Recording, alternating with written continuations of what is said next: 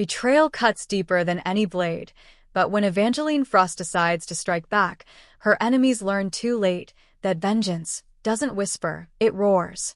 My mother's words cut through the clinking of silverware like a blade through glass. You'll never be as good as your sister, Evangeline. The entire dinner table froze. The roasted chicken on my plate suddenly tasted like dust. The soft flicker of the candlelight seemed harsher, and the laughter that had filled the air moments ago died in an instant. My father, Thomas Frost, nodded almost imperceptibly, as though my mother, Marjorie, had only stated an obvious truth. My younger sister, Celeste, smirked, her lips curling upward in that perfect way that always made her look like she belonged on the cover of some glossy magazine. But me? I pushed back from the wobbly-legged chair, the one no one ever wanted, and stood up. My heart pounded so hard I could feel it in my throat, yet my voice came out steady. Then maybe you should ask Celeste to pay your bills. The silence that followed was suffocating. Even the grandfather clock in the hallway seemed to pause, as if waiting for the explosion that was bound to come. But I didn't wait. I gathered my plate, set it down on the kitchen counter, and walked away without looking back. That was the night everything changed. My name is Evangeline Frost, and I'm 28 years old. For as long as I can remember, I've been the invisible daughter, the backup child, the one who filled the space left behind while Celeste was given the spotlight. Celeste, 2 years younger than me, was the golden one, the child with the shining smile, the perfectly styled hair, the one showered with praise, money, and opportunities one could only dream of. My parents fed her ambition like it was oxygen, while I was left to choke on silence. I wasn't lazy. I wasn't directionless. I was a nurse, an ICU nurse who worked 12-hour shifts, nights filled with blood, machines beeping in desperate rhythm, and the fragile line between life and death resting in my hands. On weekends, I tutored neighborhood kids in math and science just to scrape together enough money to chip away at my student loans. Loans that never seemed to shrink, no matter how many hours I worked. But did my family care? No.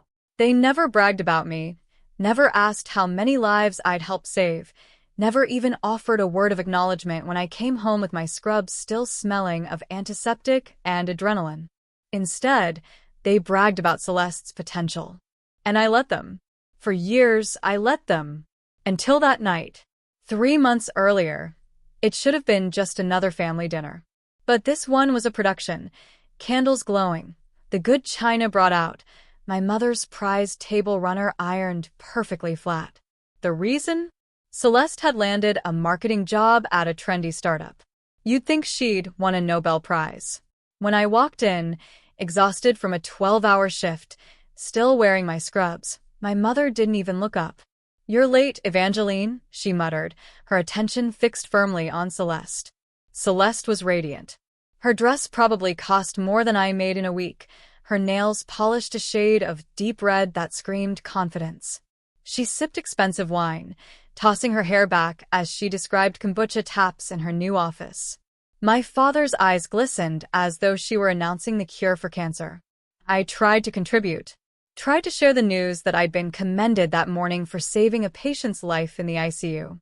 The doctor had told me my quick actions made the difference between life and death. "That's nice, honey," my mother said without even glancing at me. She turned back to Celeste instantly. "Tell us more about this office culture. It sounds so dynamic."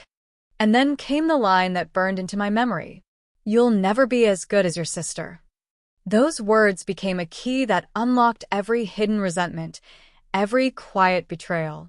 And once opened, there was no closing it again. 2 weeks later, during a rare lunch break, I scrolled through Instagram. That's when my breath caught. Palm trees, crystal blue waters, my parents, my sister, Celeste's boyfriend, all of them smiling, clinking glasses under a Hawaiian sunset. Nobody had said a word to me. Not a text, not a call, not even a mention that there was a trip being planned. I dialed my mother immediately, my hands trembling. "Oh, Evangeline," she said breezily. "We didn't think you could get time off. You're always so busy with those shifts." "You didn't ask," I whispered. My throat ached. You never even asked.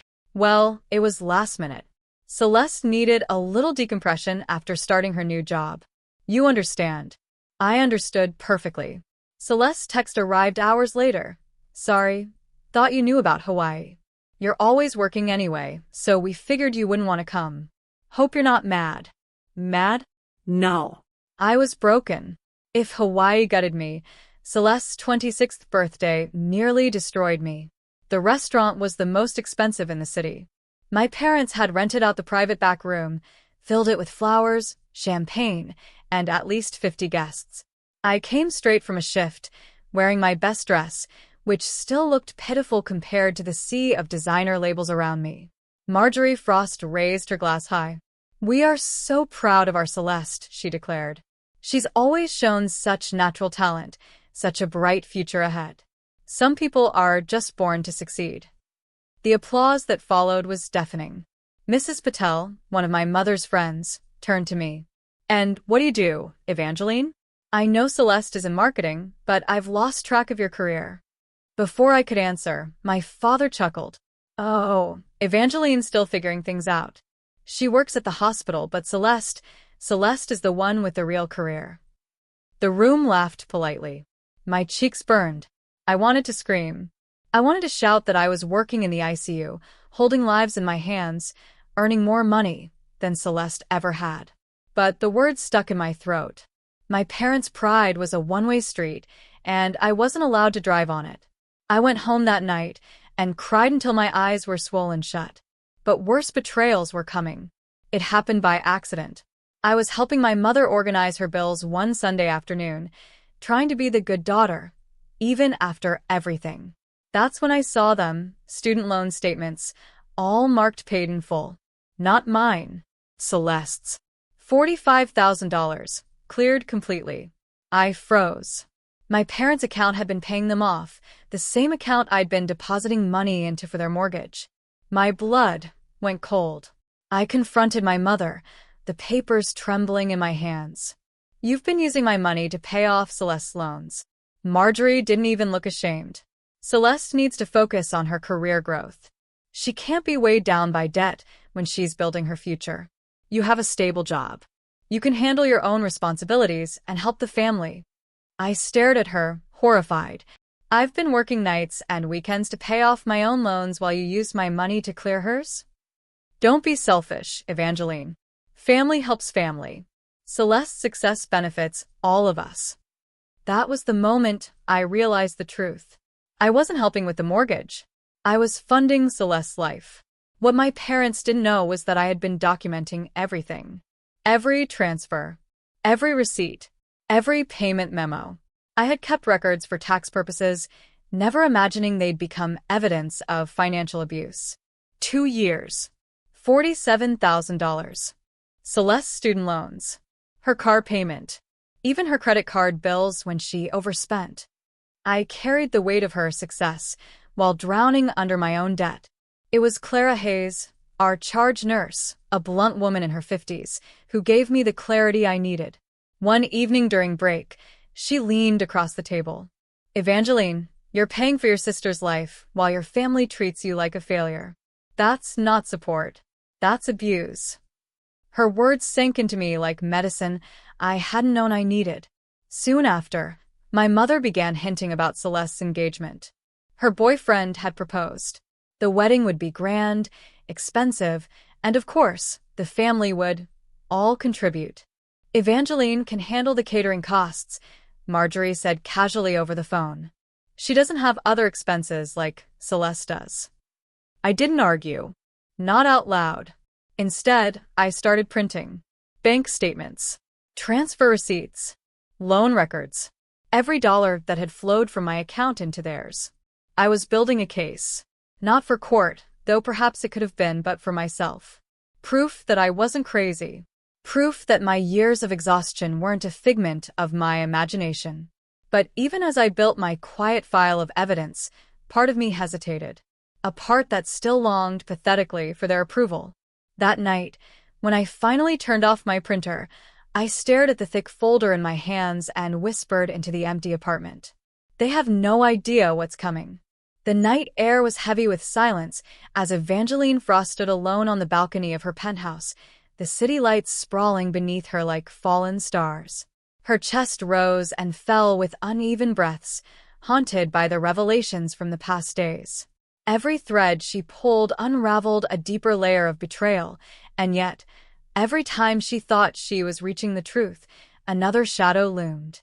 Her heart still ached from Adrian's betrayal, from Seraphina's poisonous web, and from her own mother's haunting silence. But more than anything, it was the lingering memory of Damon Blackwood's words. "You have no idea what you're entangled in, Evangeline. They're coming for you." She didn't know whether to trust him or hate him. His presence unsettled her, stirred emotions she couldn't afford, and yet, he was the only one who had risked himself to pull her out of the abyss. But tonight wasn't about Damon. Tonight was about the choice she had to make. And choices always came with blood. The shrill sound of glass shattering tore through the apartment. Evangeline froze. Her hand instinctively reached for the pistol Damon had insisted she keep near her bed. Slowly, silently, she padded across the room, every sense heightened. The darkness in the living room was pierced only by the dim glow of the city skyline, but she caught the faintest movement, a shadow sliding across her wall. Her pulse quickened. "Who's there?" she demanded, her voice low but steady. A man stepped forward, his face masked, a dagger gleaming in his hand. His silence was more terrifying than words. Without hesitation, Evangeline raised the gun. "One more step, and I pull the trigger." The man lunged. She fired. The gunshot roared, and the intruder crumpled, clutching his leg. He snarled in pain but managed to fling a small envelope toward her before limping toward the broken window. He vanished into the night before she could stop him. Her hands trembled as she retrieved the envelope. Inside was a single note. "He is not who you think he is. Trust no one, not even him." Her eyes widened. There was no name, no signature. Just a cruel message that sent her mind spiraling. "Not even him," she whispered, her throat tightening. The only him she could think of was Damon. When Damon arrived the next morning, his sharp eyes immediately fell on the shattered glass, the trail of blood, and the discarded note.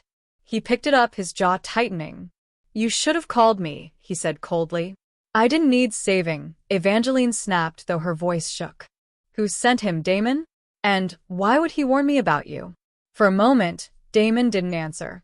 His silence was deafening. Finally, he met her gaze. "Because they want you to doubt me. Because the easiest way to destroy you is to make you believe I'm your enemy." "Are you?" she whispered, searching his face. Damon's eyes darkened. "I've done things that would make you hate me. I've lived a life drenched in blood and secrets. But Evangeline, if there's one truth left in this world, it's that I would never betray you." The intensity in his voice sent a shiver down her spine. Against her better judgment, she wanted to believe him. But belief was a dangerous luxury. Days later, while searching through her mother's old belongings at the abandoned Frost estate, Evangeline stumbled across a dusty, leather-bound diary tucked inside a false panel in her mother's study. Her hands shook as she flipped through the pages, her mother's elegant handwriting flooding her with a mixture of grief and hope. The entries revealed secrets she had never imagined: clandestine meetings with powerful figures, warnings of a hidden organization called the Circle of Ash, and confessions of debts owed, choices made in desperation, and alliances formed in the shadows. But one entry struck like lightning. "If something happens to me, Evangeline must never trust Damon Blackwood. His bloodline is cursed with betrayal. His destiny is tied to our ruin." Evangeline's heart raced. Her knees buckled, and she sank into the chair.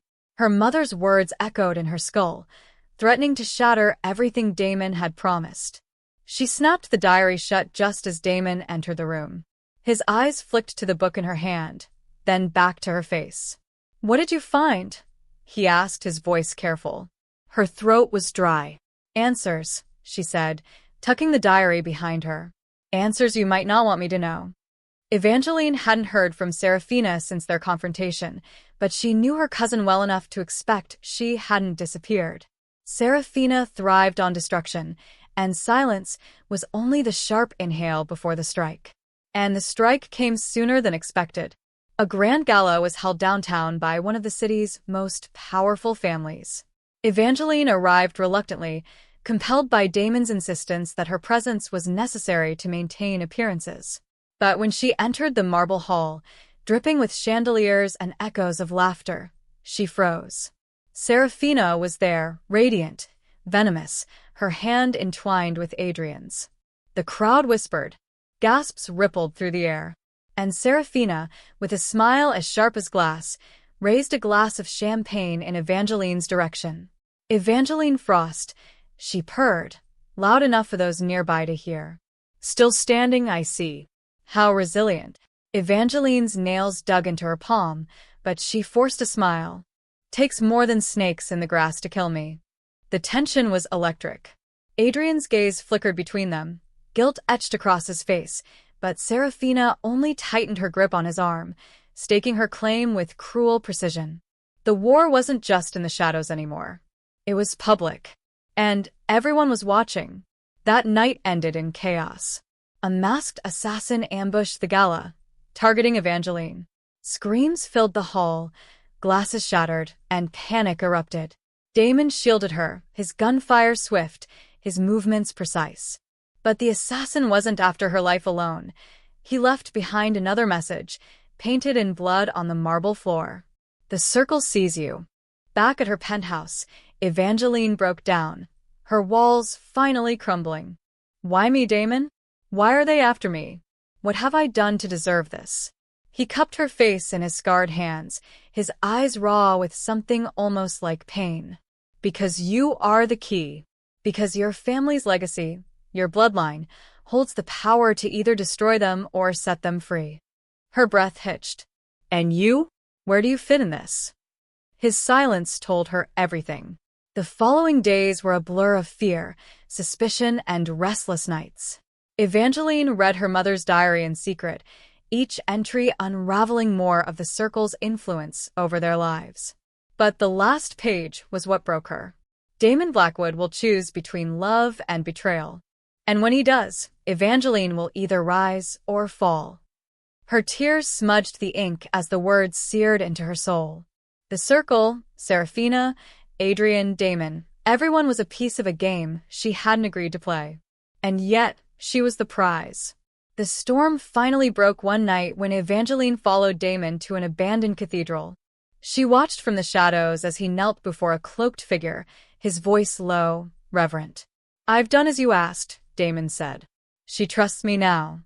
The cloaked figure's reply was muffled, but Evangeline heard enough. Good. The circle will soon have what it seeks. And when the time comes, you will deliver her. Her world stopped. Her breath left her body. The walls she had fought so hard to hold up shattered. Damon wasn't her savior. He was her executioner.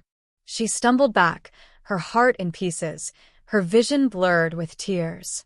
The man she had begun to love, the man who had sworn never to betray her, was about to hand her to the very monsters she feared.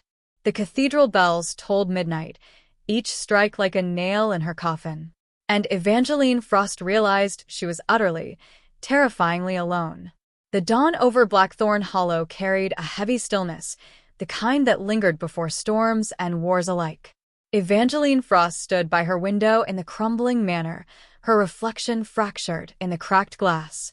The weight of betrayal and bloodshed pressed against her chest, yet a fire burned behind her pale eyes.